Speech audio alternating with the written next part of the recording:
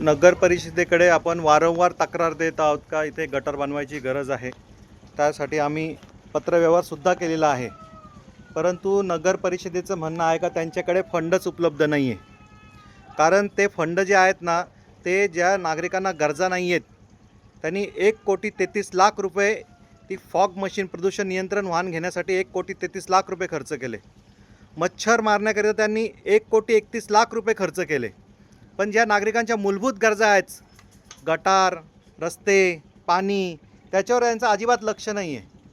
आज ही गटार तुटलेली आहे, यासाठी आम्ही वारंवार त्यांच्याकडे पत्रव्यवहार करत आहोत, परंतु अजूनही त्यांनी ही गटार दुरुस्त केलेली नाही, अजूनही त्यांनी ही गटार बनवलेली नाही आहे.